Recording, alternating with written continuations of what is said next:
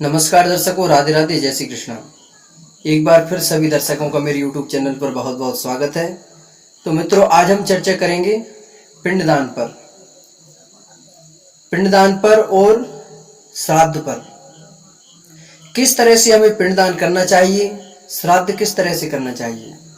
देखिए, बहुत ही आवश्यक कार्य होता है ये कि पिंडदान का और श्राद्ध का। हर वर्ष पितृपक्ष में सभी लोग पिंडदान करते हैं और उनकी जो मृत्यु की तिथि होती है उस पर श्राद्ध भी करते हैं। तो हमें श्राद्ध और पिंडदान किस तरह से करना चाहिए। देखिए, श्राद्ध कितना बढ़िया शब्द है। ये श्राद्ध शब्द श्रद्धा शब्द से उत्पन्न हुआ है, अर्थात हमें अपने पितरों के प्रति श्रद्धा भाव व्यक्त करना, उनका सम्मान करना, उनका आदर करना, उनकी पूजा करना। तो दोस्तों, हम जानेंगे कि कैसे करें हम श्राद्ध, जिससे कि हमारे पितृ हमारे ऊपर प्रसन्न हो। देखिए, जो लोग श्राद्ध और तर्पण नहीं करते उनसे उनके पितृ रुष्ट हो जाते हैं और उनके घर में वह कुछ भी कर ले लेकिन अशांति रहती है। क्यों? क्योंकि पितरों को तृप्त करना बहुत ही आवश्यक कर्म होता है। तो आज हम जानेंगे कि श्राद्ध हमें किस तरह से करना चाहिए और तर्पण किस तरह से करना चाहिए। देखिए, हम अभी नहीं कर रहे हैं काम और कुछ वर्ष पहले से भी नहीं कर रहे हैं पिंडदान। ये अनादिकाल से चला आ रहा है। जैसे कि उदाहरण से हम देखेंगे, महाभारत में युधिष्ठिर जी ने भी पिंडदान किए और रामायण में हम देखते हैं तो भगवान श्री राम ने भी अपने पिताजी के लिए, प्रपिता के लिए पिंडदान किए। और इसके बाद में जो भी हम कर्म करते चले आ रहे हैं, देखिए ये सब सनातन धर्म, हमारा धर्म ही सनातन है। तो सनातन धर्म में किसी भी प्रकार का कोई भी काम ऐसा नहीं है कि जो हम अभी से प्रारंभ किया हो। ये अनादिकाल से चलता चला आ रहा है।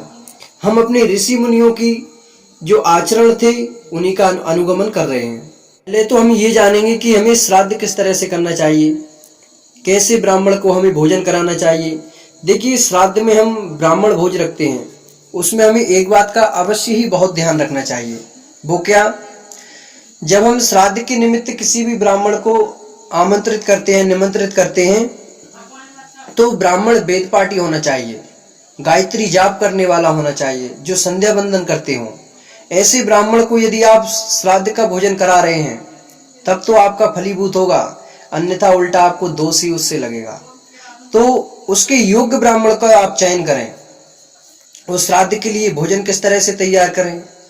देखिए, शास्त्रों में लहसुन और प्याज का तो निषेध है ही, लेकिन श्राद्ध में जो जमीन के अंदर जैसे कि आलू, मूंगफली, गाजर, मूली, ये सब जो जमीन के अंदर पैदा होती हैं, उन सभी चीजों का निषेध होता है श्राद्ध में। तो इस तरह का भोजन हमें नहीं बनाना है। भोजन हमें कैसा बनाना है? श्राद्ध के योग्य, अर्थात दूध से बनी हुई मिठाई या फिर खीर। और विशेषकर इसमें क्या होता है, उड़द की दाल से कोई भी एक चीज बनाना चाहिए और बड़ी ही पवित्रता के साथ हमें श्राद्ध का भोजन तैयार करना चाहिए। तो मित्रों, हमने ये तो जाना श्राद्ध का नियम।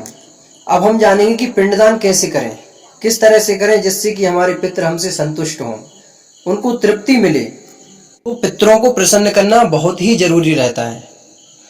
देखिए, जिसकी कुंडली में यदि पितृ असंतुष्ट रहते हैं, पितृदोष होता है, वह न जाने कितने कर्म करते हुए भी वो उसके मन में एक तरह से शांति नहीं रहती।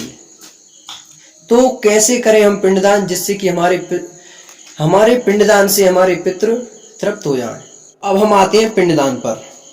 देखिए, सुबह हमें ब्रह्म मुहूर्त में उठकर स्नान करना है। स्नान करने के बाद में जो भी हमारे इष्ट हैं या जो हम संध्या वंदन करते हैं, संध्या करने के पश्चात हम पहले तो अपनी सामग्री जान लेंगे कि हमारे तर्पण के लिए क्या क्या सामग्री लगती है।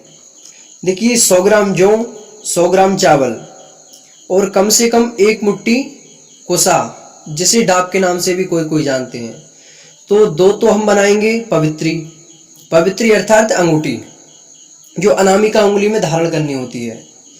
तो 1 बनाएंगे हम 3 कुश की और 1 बनाएंगे 2 की।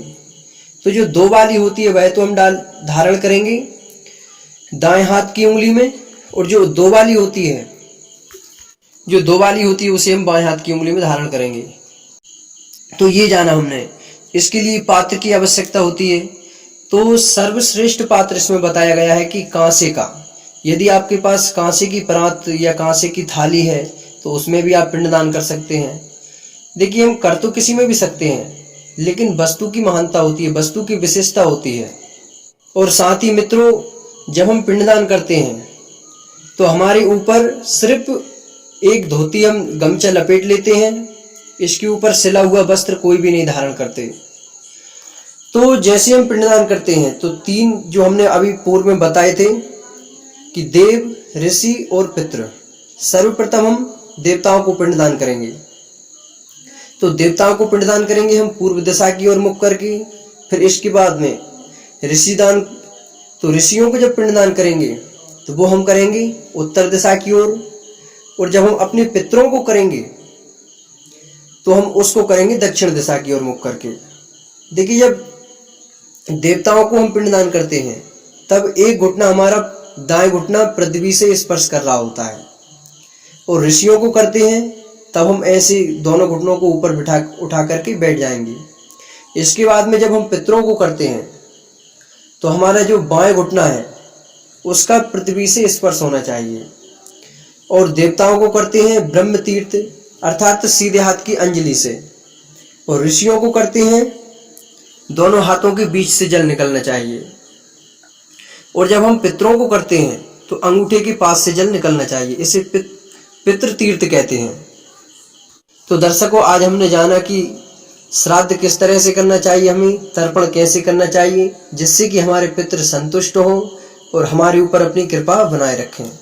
तो सभी दर्शकों के लिए राधे राधे, जय श्री कृष्ण।